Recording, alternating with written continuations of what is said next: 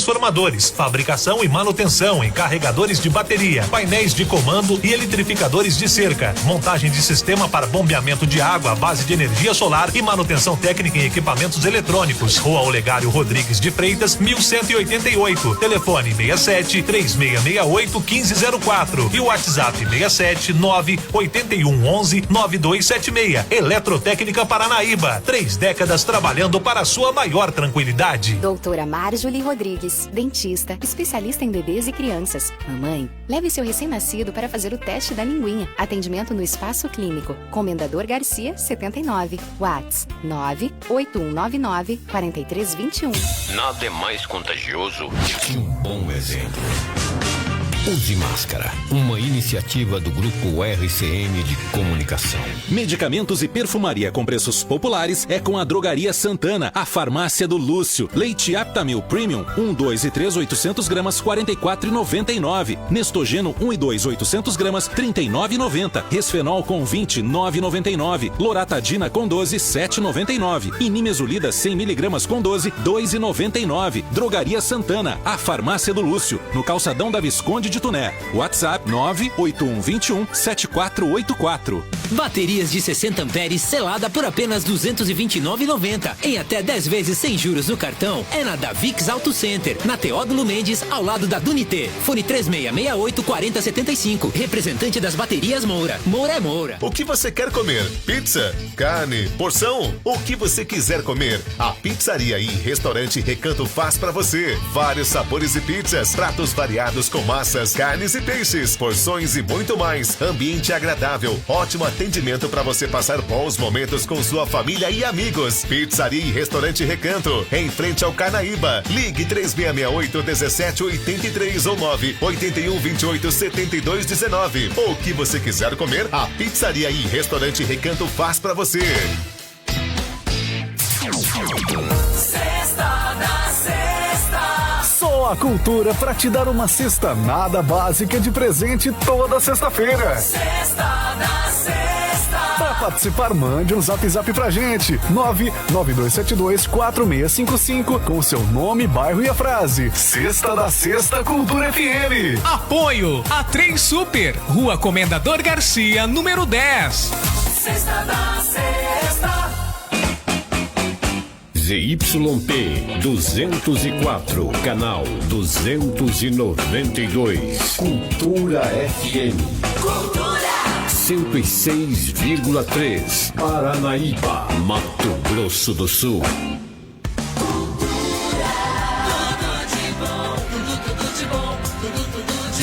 Bem, amigos da Rede Globo, estamos de volta agora também nas redes sociais. Você que nos acompanha pelo facebook.com/Cultura FM Paranaíba. Chegamos para bater um papo com você. Muito obrigado pelo carinho da sua audiência, a sua participação aqui também nas nossas plataformas digitais. E a gente, claro, vamos deixar a modéstia de lado e vamos dizer que nós somos a maior página de Paranaíba. Podemos fazer nada, né, meu querido Alex? É o que é, digamos assim, né? Você está no 2 agora. Exato. Tô aqui no 2. É o que é, a Alex. melhor página de Paranaíba e claro, né, gente? Sempre com muitas novidades, promoções. Tudo acontece pela página da Cultura FM, nossas transmissões, os programas de conteúdo. Vale a pena você dar uma visitada aí, conferir. Show de bola. Curta hoje... também, principalmente. Exato. E hoje nós temos ele. Já tá na tela aí pra você, nosso querido professor Wesley Ricardo. Ele que vai contar pra gente aqui vamos bater um papo, né? Ou para os íntimos, Ricardo. Ricardo, para os íntimos, Ricardo. Já está aí na sua tela. Vamos bater um papo. A trajetória de menino pobre a diretor da UFMS Paranaíba. Estávamos batendo um papo aqui em off, que bacana, muita história pra gente contar. Você pode participar aqui no 992724655. Nosso WhatsApp tá à sua disposição pra gente trocar ideia. E vamos nessa, professor. Primeiro, muito obrigado pelo carinho da sua companhia, por ter aceitado o nosso convite. Você viu que sábado passado o Alexandre de Moraes tirou a gente do ar, né? Porque aquilo lá a gente acha que foi o Alexandre de Moraes, viu, professor? Bom dia, foi um boicote, né? Pode falar bem próximo do microfone, tá, né? Você viu, né? Tava marcado para sábado passado. E aí o professor chegou aqui. A rádio saiu do ar no momento que a gente tava falando sobre vacinas, né? Eu trouxe aqui um estudo do Conselho Federal de Medicina que estava não recomendando, por enquanto, a vacina em crianças. Aí, de repente, Acabou. Aí o professor chegou e falei, ó, o Alexandre não quer que o senhor fala não, professor. A casa caiu. A casa caiu, o negócio ficou assim. Mas que moto, hein, professor? Então, rapaz. Que moto, hein? Gente... Parece uma colheitadeira. Não, não é isso não. Isso é uma motinha pra gente dar umas voltinhas aí. Que bacana. Mas quem sabe na América do Sul, né? É mesmo? Você é meio estradeiro? Você quer correr o trecho? Eu só preciso ter o alvará. Tem que ter a liberação. Da patroa. Da patroa. Da patroa, né? Professor, mas por que eu falei da moto? Porque a moto, você bate o olho nela. Hoje, você com a moto daquela, fruto do seu trabalho, não tem como não lembrar, né? Da época difícil, da infância difícil. Moleque com pé sujo. Hoje, você poder andar numa moto daquela e ser um pós-doutorando e diretor da UFMS. Como é que é olhar para a história hoje, meu querido professor? Sem dúvida. Eu costumo dizer que, às vezes, eu olho a minha história hoje, né? Tudo que eu conquistei, tudo que eu sou hoje, pai, professor, pesquisador, atualmente diretor, membro de um grupo da Igreja Católica, eu falo assim, as coisas não acontecem por acaso. Eu acho que tudo tem um sentido na vida e Deus vai colocando dentro do tempo dele as coisas de forma correta na sua vida, né? E às vezes a gente não espera, quando a gente é jovem, a gente quer tudo pra ontem, né? Quer que as coisas acontecem. E quando você estava falando da moto, eu lembro, estava comentando aqui com o Alex, quando eu era criancinha, jovem, eu lembro que alguns tios, o Margos, que deve estar lá no Maranhão, o Tati, o Finado Branco, um primo meu, tinham motos, né? E me carregava nessas motos. E eu lembrava que passava lá na BR-497, passavam motoqueiros lá. Aquele barulhão de moto, eu falei, cara, eu fiquei com aquilo na cabeça. Eu queria ter uma Aí quando eu tive a possibilidade, eu falei, cara, vou comprar a moto dos meus sonhos, né? Aí comprei a 7 Galo. O pessoal da mais antiga vai lembrar da CBX 750. A máquina. A famosa, a lendária 7 Galo, né? Aquela que não tem moto nenhuma que se aproxima do som daquela moto. Aquela moto, ela não tem um som. Ela tem uma melodia. Que é isso? Isso aqui é poético agora. Mas é lindona. Mas o povo que é apaixonado em moto fala mesmo. Imaginaste um dia chegar à direção de uma universidade? Porque nem professor você imaginou que seria. Exato. Hoje eu tenho 40 anos, né? Eu nunca pensei que eu seria professor, nunca pensei que eu seria diretor, que eu seria pesquisador. Foi uma trajetória difícil, a minha história de vida, né? Eu, em 1998, estava terminando o 2º grau aqui na Escola Aracilda e não tinha nem noção do que significava um curso superior, do que significava vestibular, não sabia nem o que era vestibular. E eu sou grato a algumas pessoas daquela época, especialmente da Caixa Econômica, né? Eu posso citar aqui o falecido Nelson Petri Torres, a Edna, o Aldair, tem outras pessoas também que na época me incentivou a fazer o vestibular. Eu não tinha nem compreensão do que era. Então, a partir daquela decisão de fazer o vestibular, eu lembro que na minha época da Escola Aracilda, somente eu, naquela época, que passou no vestibular. E numa universidade pública, né? Na época que não tinha o FMS aqui em Paranaíba. Então eu fui para Três Lagoas e passei 6 anos em Três Lagoas trabalhando e estudando, né? Mas sem dúvida nenhuma. Né? Formou em administração. Formei em administração, sem dúvida nenhuma. Quando você fala que você não tinha noção do que era o vestibular e tal, é porque não fazia parte do seu contexto. Era uma família humilde, você estudava em escola pública, e o seu contexto ali não tinha esse negócio, meu filho vai ser advogado, meu filho vai ser médico, meu filho... Como que era? Era o dia a dia, você ia pra escola, assistia a aula, pais comia a merenda, jogava bola e ia embora. Que merenda, hein? Hoje eu tenho saudade daquela cascuda da escola. Aracilda é outro nível, meu amigo.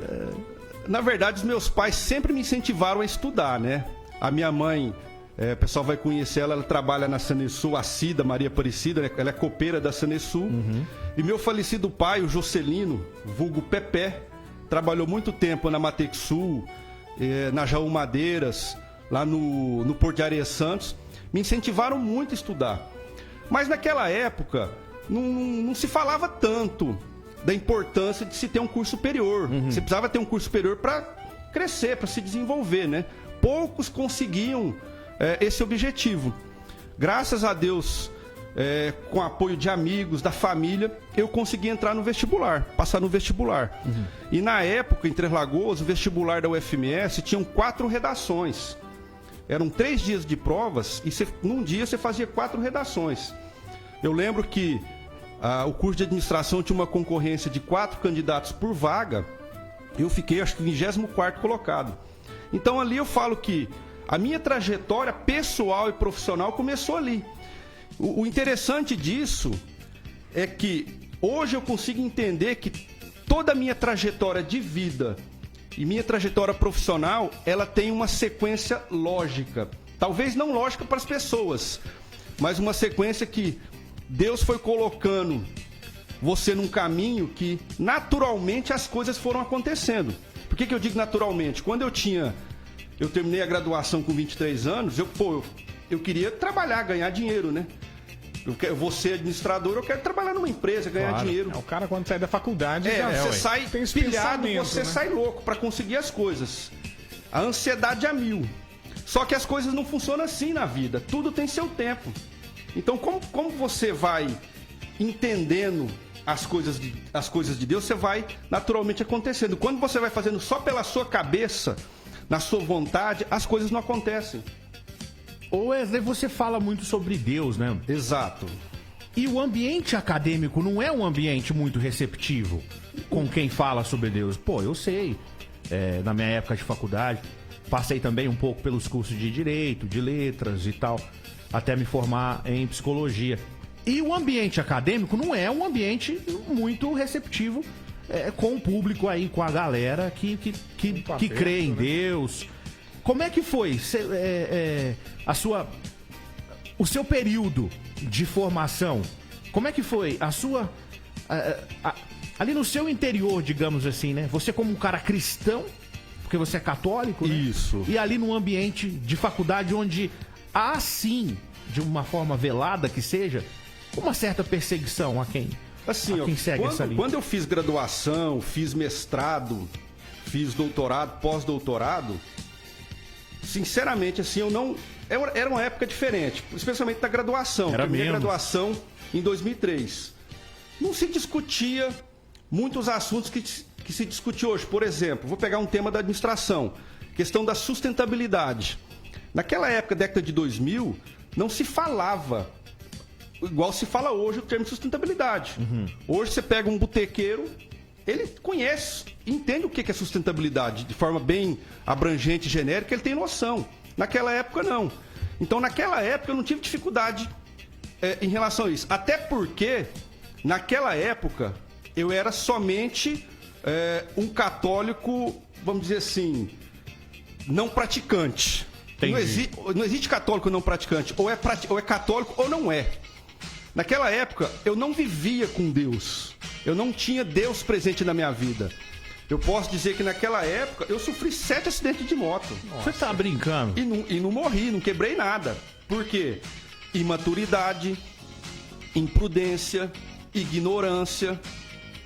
Sabe, eu tinha comportamentos naquela época totalmente diferentes do comportamento que eu tenho hoje. Comportamentos egoístas. Porque você é jovem com curso superior, você tem uma moto, você pode fazer isso, você pode fazer aquilo. Você se julga melhor do que as pessoas. Então eu vivia num mundo que o meu objetivo era ter as coisas. Eu precisava ser alguém, eu precisava ter títulos, eu precisava ter carro, eu precisava ter moto para mim se sentir alguém. É ter coisas para as pessoas, não para você. Para mostrar para as pessoas. A verdade era essa. Só que aí a vida vai passando e você vê que isso não tem sentido. Por que eu vou dizer? Eu quero chegar nesse ponto. Pô, e para você, pós-doutorando, falar isso hoje, foi bastante tempo para você chegar a essa conclusão, mano. Foi. Eu tenho 40 anos, eu posso dizer que durante 35 anos da minha vida, eu vivi uma vida que não era minha. Em que sentido? Você buscar só resultado. Aí você chega num ponto que você tem que buscar resultado não para mostrar para os outros, mas para cada vez se superar. Isso não tem limite. Aí você acha que aquele carro não tá bom, você precisa de outro. Você acha que aquela casa não tá boa, precisa de outra. Você acha que aquela esposa não tá boa, precisa de outra. Você vai percebendo que tudo que você conquista, tudo que você faz, já não te satisfaz. Nunca tá bom, né? Nunca tá bom. Aí foi o que eu comecei a entender que eu tinha uma doença, que era a tal da ansiedade, o mal do século, né? A ansiedade, mal do século. Realmente. E essa ansiedade foi me levando para um buraco financeiro, e foi me levando para um buraco emocional, porque eu cheguei num ponto que, já pulando um pouco da minha história, mas já no final, vamos dizer assim, próximo dos 40 anos, eu cheguei a um ponto aos 35 anos que eu tinha conquistado o ápice da minha vida pessoal e profissional. Pô, o cara chegou a doutor, o cara era doutor, professor de uma universidade pública, casado com uma mulher bonita, uma mulher que gosta de mim, que me deu 2 filhos maravilhosos, tinha carro, tinha casa, tinha moto, reconhecido profissionalmente. Aí eu fui perceber que as coisas começaram a perder o sabor. Faltava algo, né? Faltava algo. Tudo que eu fazia, eu queria mais, tinha que ser mais intenso. Hoje eu faço analogia, que era um vício que eu tinha. Que é muito semelhante à droga, à bebida. Exato. As pessoas vão viver nessa busca e não vão encontrando. Aí foi quando eu entendi que eu tinha depressão. Tá brincando? Nossa. Foi quando eu entendi que eu tinha depressão.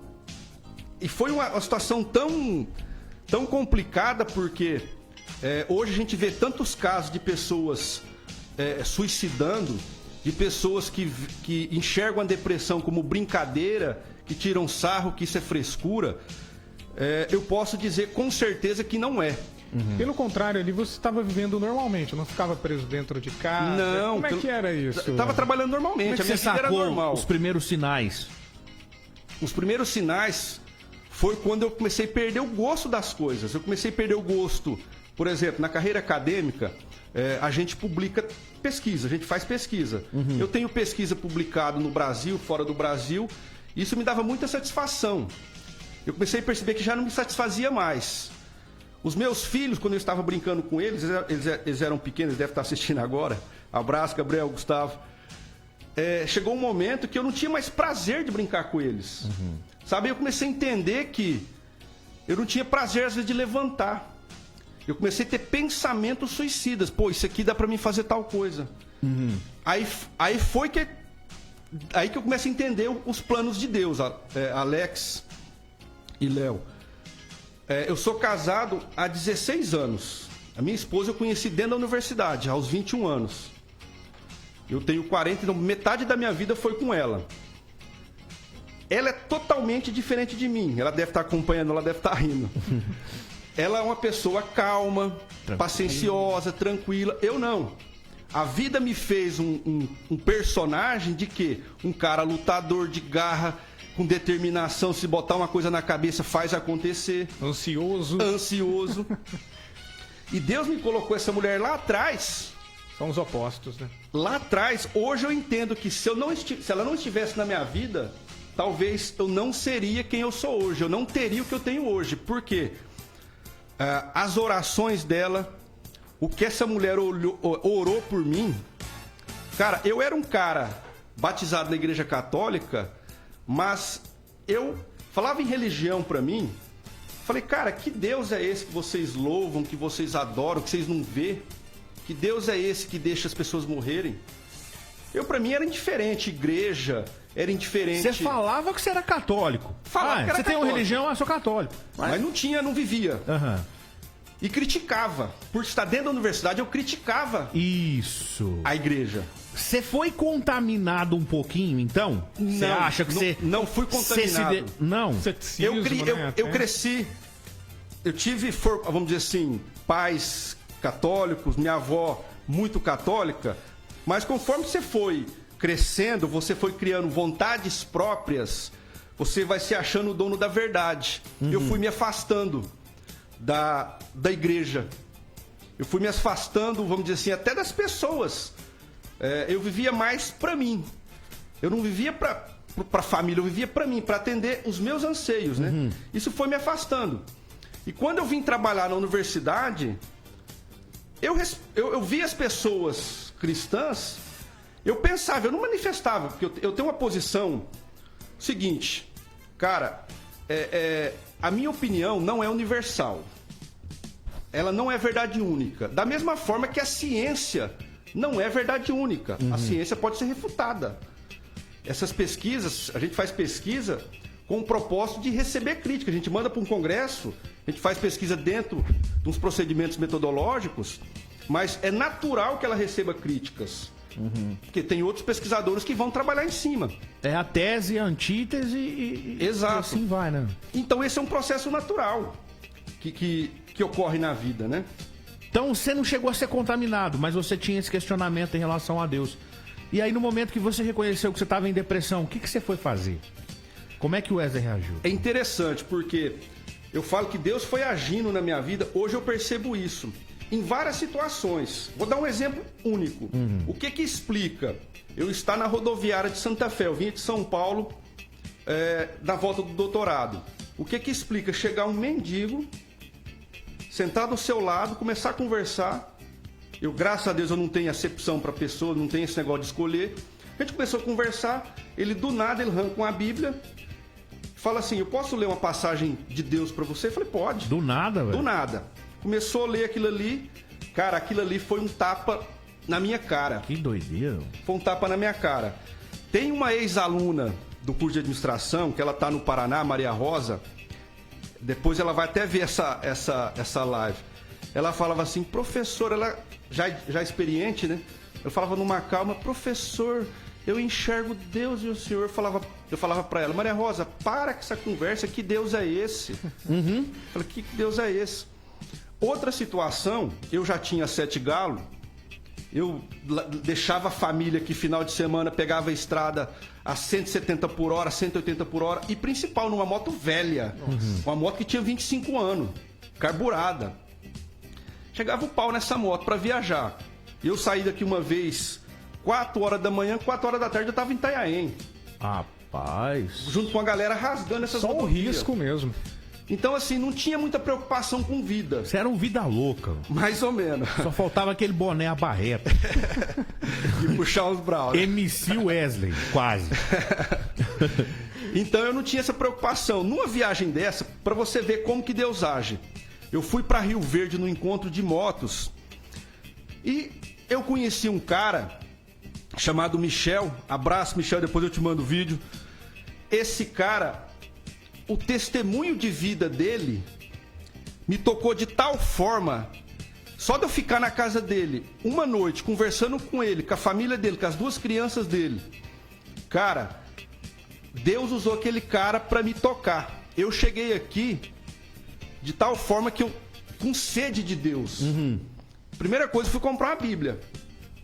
Então aí tem todo um processo, só pra chegar dar uma conclusão. A minha esposa chamou pra ir num grupo. O grupo ainda existe, é um grupo muito bom, que chama Casais de Deus, é um grupo da Igreja Católica. Acontece toda quarta-feira lá no patronato, né? O grupo estava começando, era na casa do Robinho e da Camila. Aí eu fui nesse grupo. Minha esposa sempre frequentou a Igreja Católica, tinha hábito. Eu não, eu vi o povo com o braço pra cima, cantando. Falei, o que eu tô fazendo aqui, cara? Que vida é essa? Que mundo é esse? Comecei a suar. Você só pensando nas motos. Não, eu falei, cara... Quero sair daqui, quero sair daqui. A vontade era assim, cara, eu me sinto um peixe fora d'água. Entendi. Só que Deus já vinha trabalhando em mim. Aí teve um encontro, para falar do momento exato da conversão, teve um encontro no patronato com o Alex Soares, lá da chácara Pedacinho do Céu, lá de Tuiutaba, que é um cara, a história de vida dele é sensacional. Ele veio fazer um encontro de casais aqui, promovido pela Família Orante. Eu fui nesse encontro, contrariado, briguei com a minha mulher, ela chorou. E o que eu vivi dentro desse encontro cara, eu senti uma paz, uma serenidade que eu nunca tinha sentido na minha vida. Aí eu falei, cara, será que eu tô ficando doido? Aí voz na minha cabeça, será que eu tô ficando doido? Aí eu comecei a entender como que Deus age. Aí depois desse processo eu comecei a buscar. Eu mergulhei na cabeça, aí fui fazer catequese, crisma que eu não tinha. Aí fiz um pouco de curso de teologia lá na diocese, lá em Três Lagoas também. E comecei a me apaixonar pela Bíblia. A Bíblia é a palavra de Deus. Hoje você é um estudioso da Bíblia. Eu estudo, vamos dizer assim, informalmente eu estudo. Mas é um estudioso. Adoro. Porque muitos ensinamentos ali nos ajudam, viu? Hoje você é diretor aqui da UFMS. Estou como diretor, isso. Está como diretor. Como é que foi?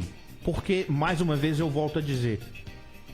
Lá atrás, enquanto você se formou, talvez nem tanto, mas hoje há uma diferença.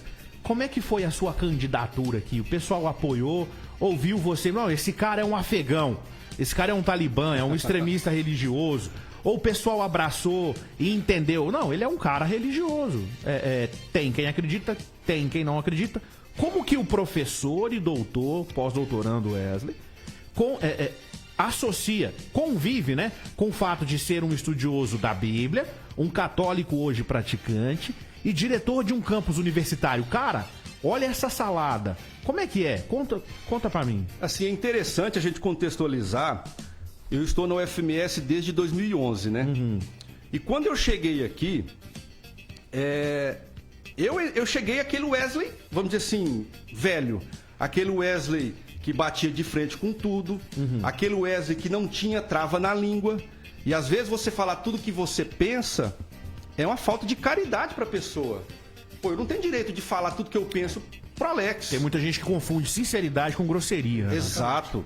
E eu era às vezes grosso, eu era às vezes sem paciência, ignorante, mesmo sendo professor, porque a minha vida toda eu trouxe pra dentro da universidade. E nesse aspecto eu sofri muito, porque a ideologia, discussão ideológica é natural dentro da universidade. Tem grupos ideológicos fortes. E eu bati de frente com esses grupos. Só que eu bati de frente não na discussão. Eu bati de frente na briga. Entendi. Batendo boca. Você não foi na ideia? Não. Eu não tinha preparo para isso. Sabe? Eu cometi muitas falhas. Agredi verbalmente algumas pessoas. Me arrependo disso. Mas também foi agredido, né, mano? Assim, eu aprendi que a gente toma um tapa do lado, dá outra face. Dá outro, e toma assim, outro, dá outro, até ir a nocaute. Como que eu convivo hoje? O que eu digo? O dia que a minha fé levar a maltratar, a desrespeitar qualquer tipo de pessoa, a minha fé não serve pra nada. Com certeza. É só uma fantasia. Então hoje o que eu privilegio? A discussão e o respeito. O ambiente universitário, no meu ponto de vista, é para se discutir todo tipo de assunto. Lá é um ambiente propício para isso. Inclusive a teologia. A teologia é uma ciência. Nós não temos curso de teologia aqui, mas há espaço para se discutir tudo. E discutir na perspectiva científica. Então, eu me porto na universidade hoje dessa maneira, acolhendo todo tipo de situação e entendendo o contexto da outra pessoa também, né? É até uma dica para quem está ingressando na universidade hoje, é cristão e está encontrando de certa forma ali algumas situações que fala, poxa, o que eu faço? Que conselho você daria? Você que passou por isso tudo e hoje é diretor de um campus. Vamos lá, o espaço para um conservador, vamos lá, para um conservador cristão na universidade, o que ele deve fazer? Eu costumo dizer que a base da sociedade é a família. A gente às vezes percebe que a sociedade está muito violenta, muito indiferente, muito egoísta pela falta da família. Eu acho que o jovem, eu percebo que nós temos uma juventude que sofre de ansiedade, uma juventude que é muito frágil. Alguns, eu não lembro se é o Leandro Carnal que fala, jovens casquinha de ovo. E assim, muito ansiosos, né? Essa geração Z quer as coisas para ontem. E quando as coisas não acontecem para ontem, quando as coisas não acontecem da forma como quer, sofre. O que eu recomendo? O Augusto Cury chama de síndrome do pensamento acelerado. Exato, a SPA. O que eu recomendo? Volta para a essência, volta para a família, conversa com o pai e conversa com a mãe. Eu acho que o principal é a gente não desgarrar da família. Eu posso chegar onde que eu for. Cara, a minha mãe tá aqui, o meu falecido pai não tá mais, mas eu guardo a memória dele, sabe? Eu acho que a sociedade, ela se perdeu um pouco quando ela se distanciou da família. A família é o quê? O centro, as relações sociais de pai e de mãe. Hoje um filho não respeita o pai. Hoje o que a gente vê de casos de feminicídio, sabe? Isso é sinal de desequilíbrio. O que a gente vê de homens hoje desequilibrados no trânsito, dentro de casa, com os filhos. E se fala muito de curso, você vê na internet falando de inteligência emocional. O que é inteligência emocional? É você conseguir lidar com as suas emoções. Por que eu tenho que me estressar? Eu tenho que chegar bravo no meu trabalho, na minha casa, se um cara me fechou na rua. Pô, aquele cara não pode me afetar. Então eu tenho que conseguir lidar com as minhas emoções. Então, a sociedade hoje, a juventude hoje não consegue lidar. É meio de geração, né, Wesley? Porque tudo hoje é imediato, igual você falou, né? A molecada e os jovens de hoje, eles não estão preparados para lidar com frustração. Eu costumo dizer isso nos bate-papos aqui, eu já até falei sobre isso. A gente é de uma geração onde, se desse problema na televisão, você levava pra consertar, velho. Tinha o seu Zé eletricista, o seu Zé da eletrônica que consertava a sua TV. Tinha o João sapateiro que colava o sapato. Hoje não. Você compra outra TV.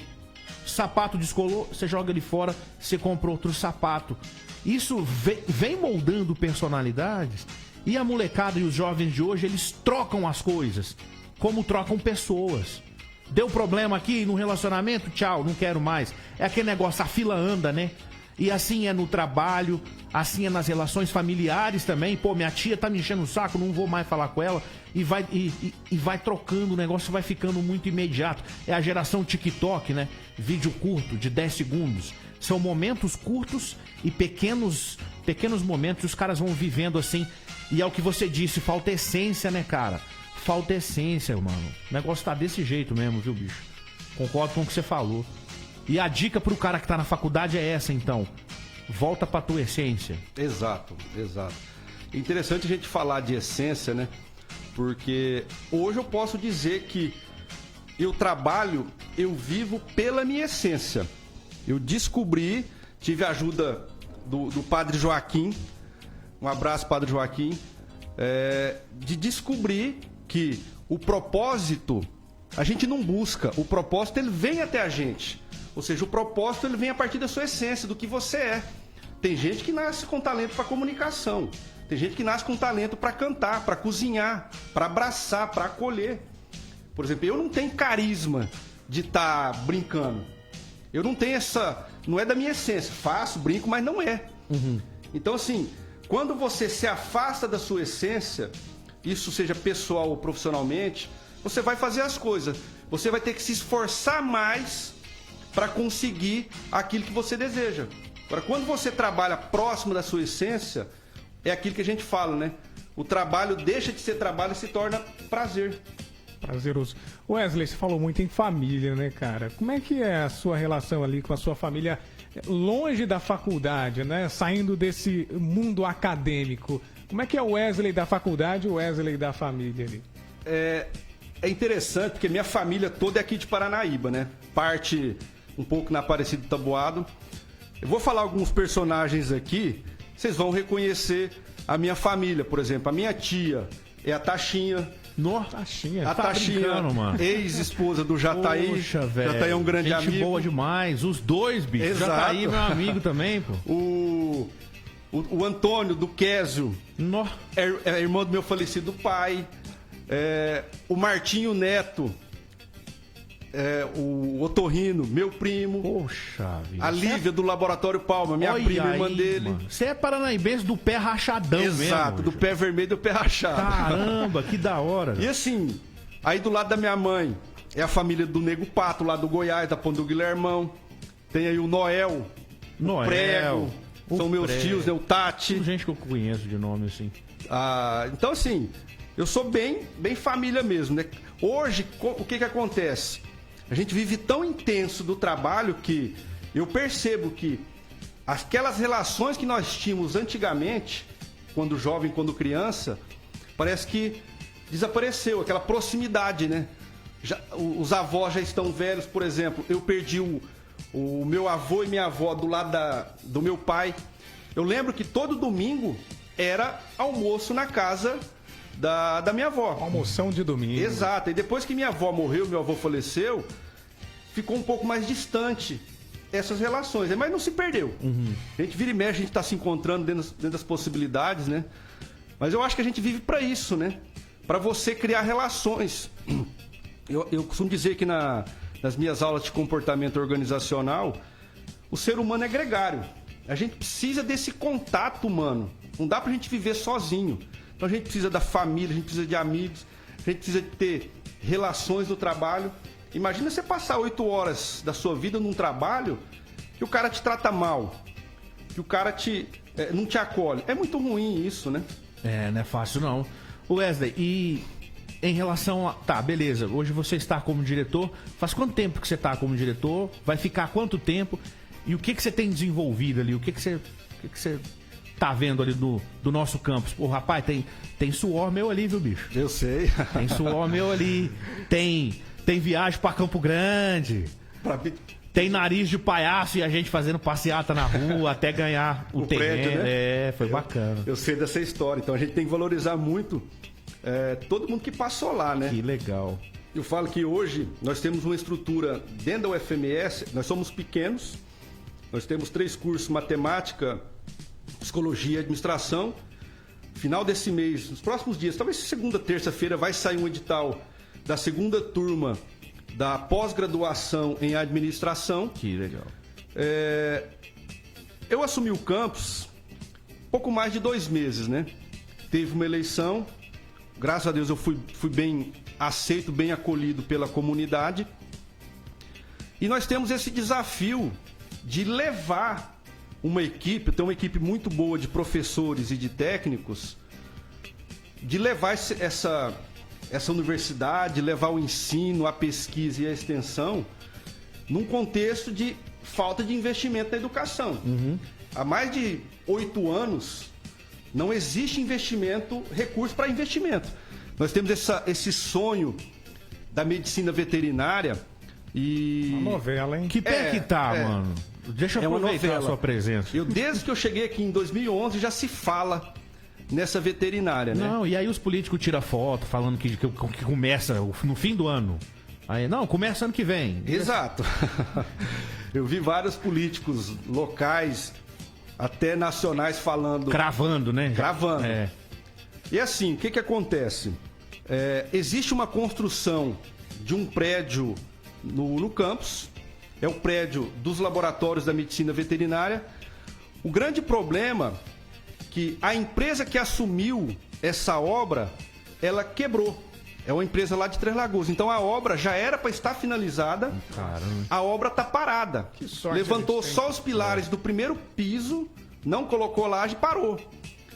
Então, qual que é a situação hoje? Existe uma promessa da bancada federal de 35 milhões para o FMS, e parte desse recurso é para o curso de medicina veterinária. Entretanto, contudo, todavia, para sair da promessa e se efetivar o dinheiro no orçamento da UFMS, ainda tem alguns meses ainda para se passar. Mas você tá otimista? Eu tô otimista. Tem mais umas acredito. promessas aí.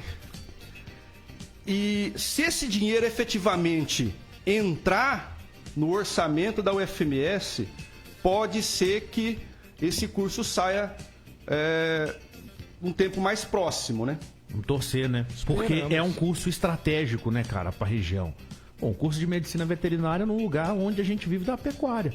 É um curso que tem afinidade com a região, exatamente, sem dúvida nenhuma. Exatamente. Mas é um curso muito caro. É caro, né? É um curso muito caro. Aí eu quero aproveitar o espaço para pedir apoio dos vereadores, do prefeito. A gente precisa do quê? Alô, Maicão! De apoio político. A veterinária só vai se concretizar com apoio político.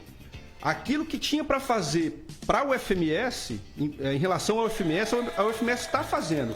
O projeto pedagógico está pronto, as vagas de professores já está, vamos dizer assim, alocada no MEC. Então, que hoje nós não temos espaço para trazer o curso.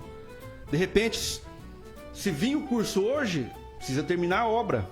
Então é força política agora. Nós não temos espaço. Vou dar um exemplo. Eu estou com uma comissão montando um projeto para se pensar num curso de engenharia civil. Não temos espaço. Olha aí, cara. Então, assim, a gente, de repente, pedir para os vereadores, quem sabe, doar uma quadra para o UFMS. Os nossos estudantes não têm opção de lazer. A UFMS evoluiu muito. O Léo estava falando da questão da infraestrutura. No espaço, antigamente não tinha o que tem hoje. Pô, nós ficamos perambulando, Wesley. Ó, nós tivemos aula, começamos no Objetivo. Do Objetivo fomos pro Maria Luísa. Do Maria Luísa nós perambulamos pro Aracilda. Aí quando a gente conseguiu o campus, primeiro ganhamos o terreno lá perto da PAI. A galera achou que tava muito longe. A galera foi pra Campo Grande, fez passeata aqui, nariz de palhaço e não sei o que. Tem uma vez que o reitor veio aqui, nós fomos na cola do cara, não deixamos nem o cara almoçar. Aí conseguiu o terreno lá, quando construiu, olha só, hein? A primeira turma que pisou naquele prédio depois que ele construiu, a primeira turma que entrou foi a minha pra aula da saudade.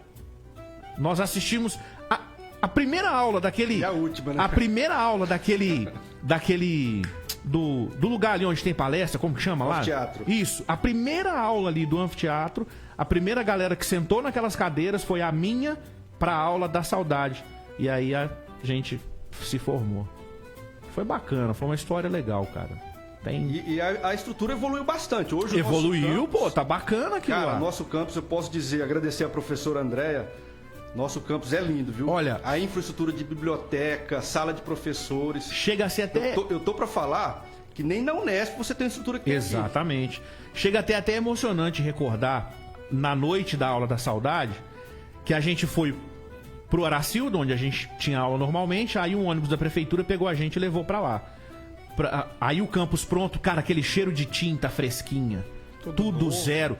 As meninas, mano, as meninas. Atenção, as alunas da UFMS que estão me ouvindo agora, que estão assistindo o professor de vocês, quando vocês entrarem naquele banheiro, quando vocês entrarem naquelas dependências, lembra da história que eu vou contar agora.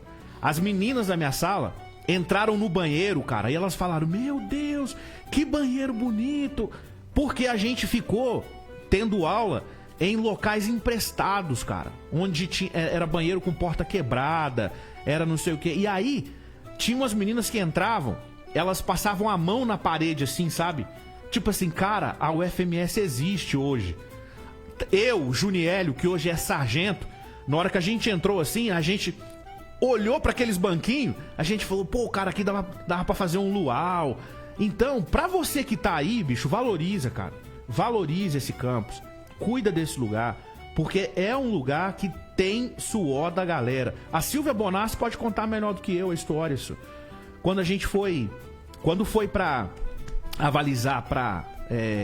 como é que chama lá? Quando você vai... Quando o curso ele é... Reconhecido. Reconhecido. Quando foi pra reconhecer o curso de psicologia, cara, e a gente correndo atrás de imóvel pra clínica e não sei o que. Então, você que tá lá, valoriza, ajuda o diretor a cuidar daquele lugar, porque tem história. Por isso que eu fiquei muito puto da vida quando houve aquela invasão, bicho, e os caras começaram a depredar os negócios lá dentro, quebrar vidro. Nossa, eu fiquei muito pistola, velho. Fiquei muito pistola. Aí a gente fazendo umas matérias aqui, teve um cara que quis discutir comigo. Eu falei com ele, falei, ô, você não sabe a história do chão que você tá. Falei, você é tão revolucionário que você não sabe a história do lugar que você tá pisando. Aí foram contar pra ele que eu, Juniélio, Milane, a Japa, bicho, a Adriana Sato, todo mundo participou daquilo. Aí o cara ficou sem graça. Falei, bicho, isso aqui não caiu do céu não, senhor. Isso aqui teve gente que chorou, teve gente que... As meninas que eram mais emocionais Quando o reitor veio aqui, elas choravam, sabe? Pedindo pra que... E aí hoje tá lá aquela realidade. Então, é bacana contar essa história pra quem tá ali, pra saber que o negócio não caiu do céu. Não é tipo lá no criacionismo, né? Haja luz e houve luz. Não foi haja campos e houve campos. Aquilo ali custou suor, bicho. Então ajuda o professor aí a cuidar, né? E hoje o nosso campus é muito bonito, muito agradável você estar ali. À tarde, cara, o que tem de passarinho dentro do campus, né? Então, só que a gente precisa evoluir mais. A gente precisa dessa obra da veterinária ficar pronta. A gente precisa do calçamento da avenida, porque estudantes vão na rua, à noite. A lateral que passa nas margens da rodovia, até um tempo atrás não tinha iluminação, agora colocou. Exatamente. Tá na terra, os alunos passam ali. Cara, então assim, a gente tem uma situação boa, mas tem que melhorar sempre. Tem que melhorar. Sempre melhorar, né? Tem que melhorar. Wesley, pô, muito obrigado pela presença, o bate-papo muito bacana. Você vai voltar outras vezes, mas antes, só pra gente encerrar, quero que você me conte aquela história que você falou, porque a gente tava falando sobre essência aqui em off, né? Você hoje pós-doutorando, diretor de um campus, na cidade onde você cresceu empinando moto. Paranaíba. Moto não, bicicleta. Bicicleta. Quem empinava moto era o Zezinho. Empinando bicicleta, jogando bola, povão, né? E você se manteve assim. Me conta daquela história que você foi numa loja, cara, e você Perfeito. tava simprão, e aí olharam pra você... Não, esse cara não tem dinheiro. Não, essa história é bem interessante. Isso foi agora recente, vamos dizer assim, 6, 7 anos atrás. Eu já estava na UFMS. A gente fez um evento aqui de moto. Não sei se vocês vão lembrar. Na época o Pioneiro patrocinou. Lembro. A gente fechou o Carnaíba, o pessoal tinha bandas. Veio uma galera fazer manobra. Isso. Conseguimos na época uma tonelada e 400, uma tonelada e pouco de alimentos. Conseguimos a camiseta do Neymar autografada. Só que pra gente conseguir uma série de prêmios pra gente sortear, as lojas doaram. E numa loja da cidade, eu fui de chinela havaiana, eu tenho tatuagem, camiseta cavada, os meninos estavam tudo sujos brincando, Olha short. isso, olha essa, velho. Eu cheguei na loja, falei assim, eu queria falar com o gerente. Aí o vendedor olhou de cima e embaixo e falou assim, o que você quer? Você já percebe na expressão do cara, né? Eu quero falar com o gerente. Não, mas não pode ser comigo? Não, é com o gerente. Não é gerente? E aí você percebe que a pessoa tá te julgando pela sua aparência. Aí foi me tirando a paciência de tal forma que eu cheguei pra ele, eu falei pra ele o seguinte, falei, cara, fala que é o professor Dr. Wesley que quer falar com ele. Aí o cara assustou. Olha aí. Então assim, infelizmente, nós vivemos numa sociedade, eu posso dizer de Paranaíba, que as pessoas comem farinha e arrotam peru. Exato. As pessoas vivem embaladas em ranchos de aparência. Aí você vai olhar a vida dela, passa dificuldade. Isso. Passam dificuldade. Tá lá tomando Heineken na balada e em casa comendo miojo. Exatamente. Que vida é essa? Que vida é essa? Esse prazer momentâneo. Ontem o padre Alessandro, numa pregação no grupo Manaim, a sexta-feira, fica o convite, toda sexta-feira lá no patronato, grupo de oração Manaim, numa pregação ele estava falando sobre alegria. E o que é essa alegria? O que nós buscamos de alegria? A gente busca essa alegria passageira, essa alegria rápida, essa que você vem, conquista e de repente quer mais, ou você quer uma alegria plena, uma alegria verdadeira? Eu costumo dizer que a felicidade plena a gente não tem aqui na Terra. A gente experimenta fragmentos de felicidade. A gente experimenta momentos de felicidade. A vida nossa é esse ciclo natural de altos e baixos. A gente precisa ter o equilíbrio para não achar que a gente é melhor do que os outros quando a gente está lá em cima. E a gente precisa ter o equilíbrio quando a gente cair também, que a gente não é a pior pessoa do mundo. O mundo gira, né? Exato.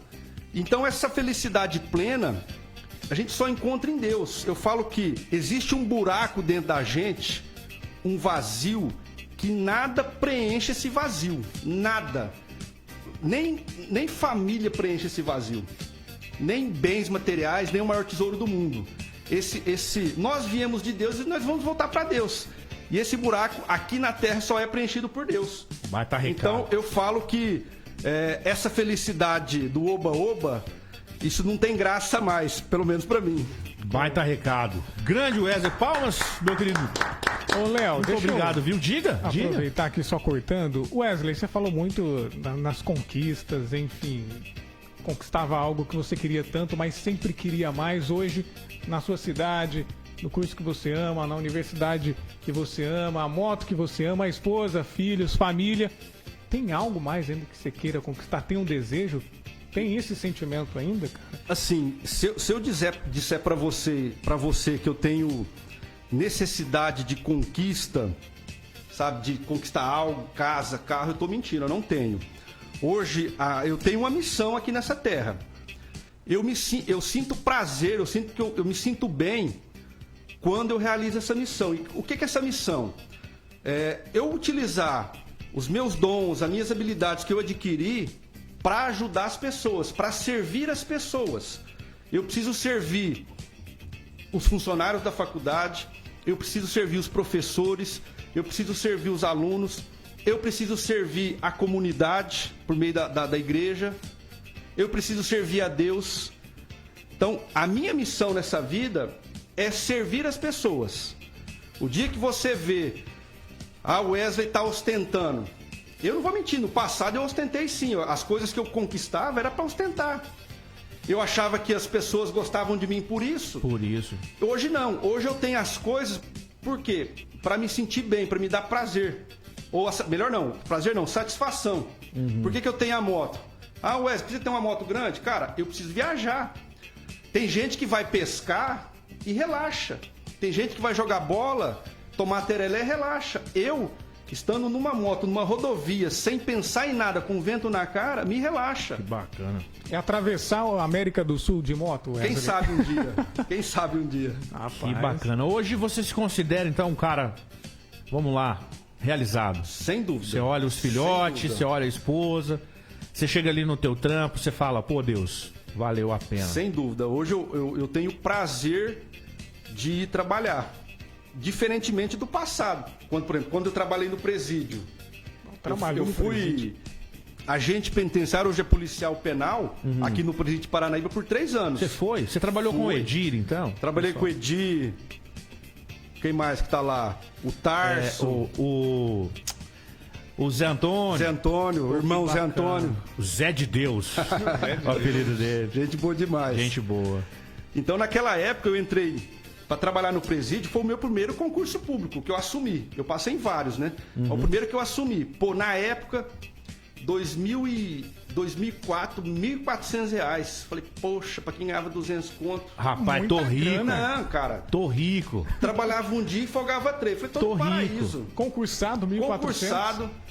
Trabalhava um dia, 24 horas, ficava 3 dias de boa, coçando, sem fazer nada. E rico. E rico, né? Fiz uma casinha de 3 cômodos na época, casei. Mas aí cheguei a fazer até especialização em administração penitenciária. Nossa. Sou especialista em administração penitenciária. Por quê? A minha ideia era aquilo ali. Falei, vou fazer carreira aqui, né?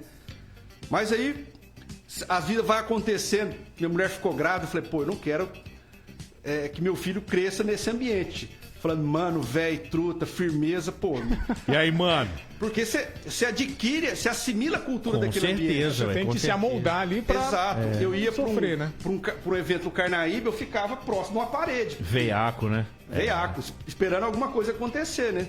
Eu falei, cara, eu não quero viver isso não. Aí prestei um outro concurso, fui trabalhar como administrador na Unesp. Olha que legal. Trabalhei 3 anos, aí fiz mestrado, aí que eu vim pra cá. Mas interessante essa fase do presídio, as pessoas que me conheciam falavam assim, você não vai durar 3 meses no presídio. Por quê? Eu era muito explosivo, sem paciência. Para mim foi uma experiência extremamente positiva. Eu conheci a essência do ser humano. Moldou a sua personalidade. Sem dúvida nenhuma, me ajudou muito. Então, essa trajetória profissional, vamos dizer assim, ela gera um produto que é o Wesley hoje. E eu sou muito grato a isso. Teve alguma treta? Você tretou com alguém lá? Já teve algumas. Faz parte da rotina da cadeia, né? Eu imagino, pô. Já faz parte. Mas não é um ambiente agradável, não, de se trabalhar. Imagina, E hoje o cara na vida acadêmica. Na vida acadêmica. Você vê que... Pra vocês verem, né? Até as situações negativas que eu tive com meu falecido pai, ele tinha problema de alcoolismo. Até os conflitos na juventude com meu pai, até a vida do meu pai nessa parte negativa da bebida, pra mim foi lição. Hoje eu sou grato a tudo aquilo que meu pai viveu, de positivo e de negativo. Porque a história do meu pai me fez quem eu sou. A história do meu pai de dificuldade me fez um cara com determinação. Pois é, né? É um cara que se eu botar uma coisa na cabeça, as coisas eu vou lutar pra acontecer. Tem uma galera aí que fala que se você não tiver uma infância legal, você vira bandido e aí a culpa é nossa. Não necessariamente. Tudo é uma lição, gente. Companheiro. Wesley, muito obrigado pela presença. Viu? Deixa um recado pra quem tá assistindo a gente aí, quem tá ingressando na vida acadêmica, nesse pós-Satanás 19 aí. Deixa uma mensagem do cidadão Wesley hoje, pra quem tá ouvindo. Eu quero deixar uma mensagem, não só pros estudantes, né? Pra todo mundo, pra sociedade de forma geral, que hoje a gente só consegue transformar uma sociedade, a sociedade só consegue evoluir por meio da educação, por meio do ensino. A gente precisa valorizar os professores do ensino fundamental, do ensino médio, precisa zelar das escolas públicas, a gente precisa investir na educação. A gente só consegue mudar um país, mudar essa cultura do jeitinho brasileiro que nós, até um passado, a gente vangloriava. A gente só consegue mudar isso na educação. Então a gente tem que pensar na política, uma política que não só valorize obras, mas que valorize investimentos em saúde, que valorize investimentos em educação. Somente assim a gente vai conseguir ter uma sociedade melhor, mais justa, mais fraterna. É possível, né, Wesley? Sem dúvida, eu acredito. Batemos um papo aqui então com o diretor da UFMS, professor Wesley. Muito obrigado. A entrevista fica ao vivo aqui nas nossas redes sociais.